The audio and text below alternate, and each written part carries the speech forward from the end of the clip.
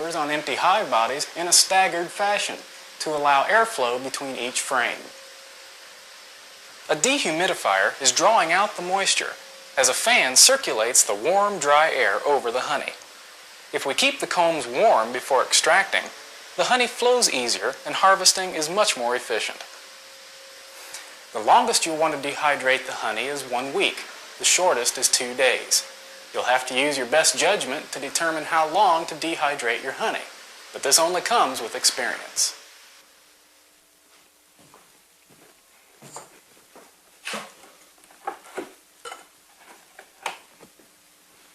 Our honey has been drying for several days now, so I am confident that we can extract it and get the quality that we want.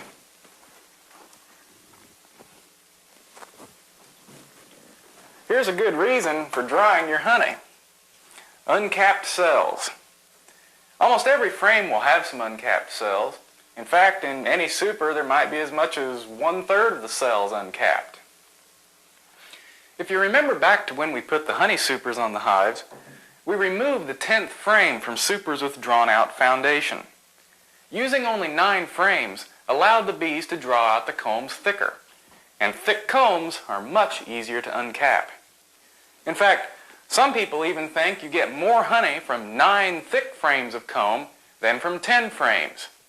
Compare the difference. This comb came from a super of 10 frames of new foundation.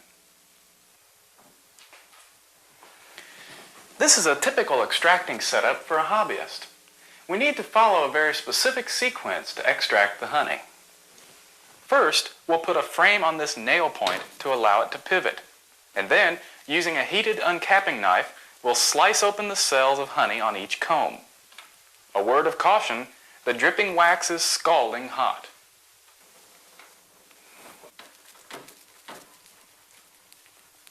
The cappings fall into a screen basket in this uncapping tank. The honey will continue to drip out of the cappings into a catch bucket. We'll place the frames of uncapped combs on the tank next to the extractor until there are enough to load. This will keep the honey dripping into the tank. This is a 4-frame extractor. Centrifugal force throws the honey out of the cells onto the tank wall. This non-reversible extractor can remove honey from only one side of the comb at a time. More advanced radial extractors can remove honey from both sides of the comb simultaneously.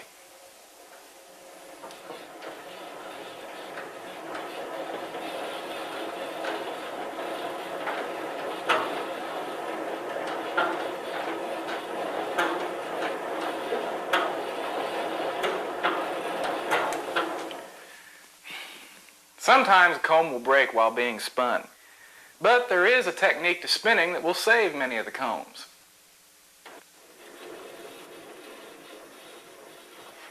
After spinning the first side gently for about 30 seconds, or until about half of the honey has been spun out of the cells, we'll reverse the frames.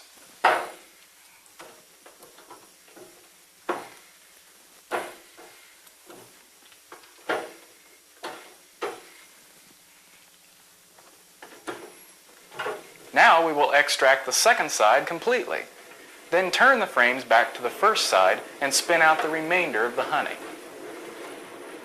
When all the honey is out, we'll put the frames back in the supers and use these same combs next year. The honey in the extractor contains dead bees and bits of wax, most of which is removed as it passes through the double screens.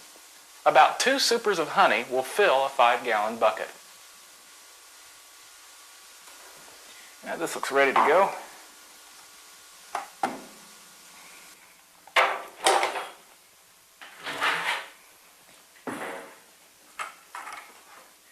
From the extractor, the honey is poured into a settling tank, where it must sit undisturbed for at least a week.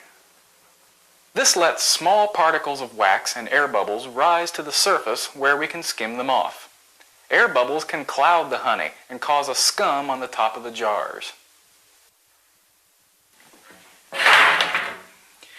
Most commercial honey producers would heat their honey at this point to aid in the final straining and a prolonged shelf life by killing yeasts that promote granulation. However, heating is not really necessary for most hobbyists.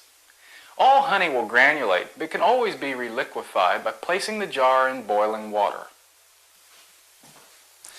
The harvesting process yields not only honey, but plenty of beeswax. The shaved-off cappings that fell into the uncapping tank are new wax that was produced this year by the bees.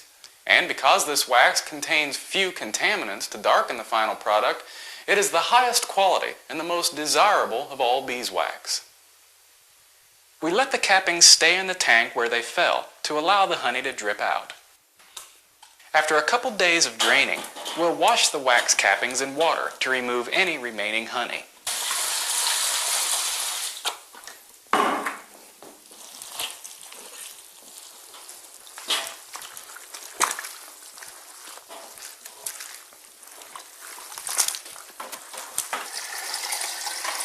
Now the cappings are cleaned and ready to be melted.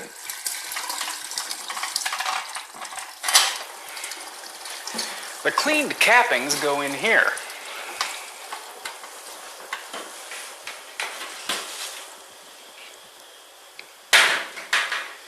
And hot water circulates in a jacket around the outside. This wax melder is electric and uses 220 volts, but there are solar wax melders which use the sun to do the heating, thereby conserving electricity. It takes about 20 minutes to melt a load of wax. As soon as it becomes liquefied, it will flow out into one of our molds. Wax needs to harden slowly or else it will crack. This wax was processed 2 days ago, so it's ready to be removed.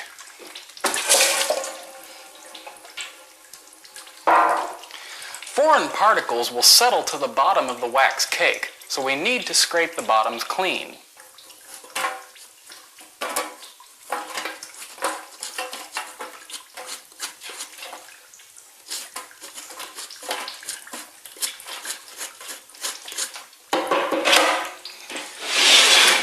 We're going to send our wax cakes to one of our suppliers who will process them into new foundation.